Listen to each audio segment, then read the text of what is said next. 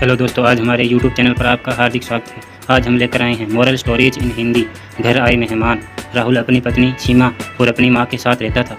गर्मियों की छुट्टी में राहुल की बुआ फूफा अपने लड़के सोनू के साथ उनके घर रहने आए। यह घर आते ही फूफा जी राहुल से बोले कि यहाँ तो बहुत गर्मी है, घर में कोई एसी नहीं है क्या? राहुल की माँ ने बोला, भाई साहब अभी कुछ दिन पहले ही राहुल ने अपने कमरे में एसी लगवाया है। यह सुनते ही फूफा जी अपने बेटे से बोले कि सारा सामान राहुल के कमरे में ले चल। राहुल और उसकी पत्नी सीमा चुप रहे, क्योंकि उन्होंने सोचा कि कुछ दिनों की तो बात है। इस तरह बुआ फूफा जी को राहुल के घर रहते 1 महीना हो गया। राहुल ने अपनी माँ से पूछा कि बुआ जी कब जाने वाली है, हम कब तक ऐसे ही हॉल में सोकर अपना गुजारा करेंगे? राहुल की माँ बोली, बेटा रिश्तेदारी का मामला है, हम कुछ कह भी तो नहीं सकते। राहुल की पत्नी सीमा बोली, वह सब तो ठीक है, लेकिन उनका छोटा लड़का सोनू सारा दिन घर में उद्यम करता रहता है। कल तो उसने हमारा नया सोफ़ा पूरी तरह फाड़ डाला।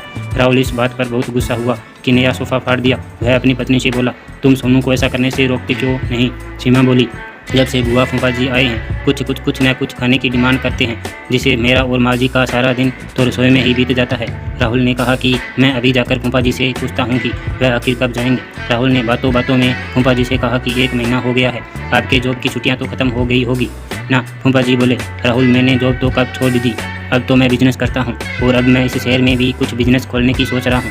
पहले इस शहर को अच्छे से समझ लूँ, जिससे 2-3 महीने तो लग ही जाएंगे। यह सुनकर राहुल समझ गया कि फूफा जी अभी जाने वाले नहीं हैं। उसने यह बात अपनी पत्नी और माँ को बताई। सीमा बोली, जब घी सीधी उंगली से नहीं निकलता तो उंगली टेढ़ी करनी पड़ती है, उनके साथ भी कुछ ऐसा ही करना होगा। आप यह काम अब मुझ पर छोड़ दीजिए। उसी रात बुआ और फूफा जी छत पर थे, तभी उनका लड़का सोनू चलाता हुआ उनके पास गया और बोला कि मैंने अभी एक चुड़ैल को देखा है। तभी एक चुड़ैल वहाँ आ गई और बुआ और फूफा जी को बोली कि तुम में से कौन पहले मेरा भोजन बनना चाहेगा? चुड़ैल को देखकर वह बहुत डर गए और उस घर से भाग गए। उनके जाने के बाद सीमा ने अपना चुड़ैल का मुखौटा उतारा। बुआ के परिवार के जाने के बाद सबने चैन की सांस ली। सीमा की सास ने सीमा से कहा कि तू तो बड़ी अच्छी चुड़ैल बनती है। यह कहकर सब हंसने लगे।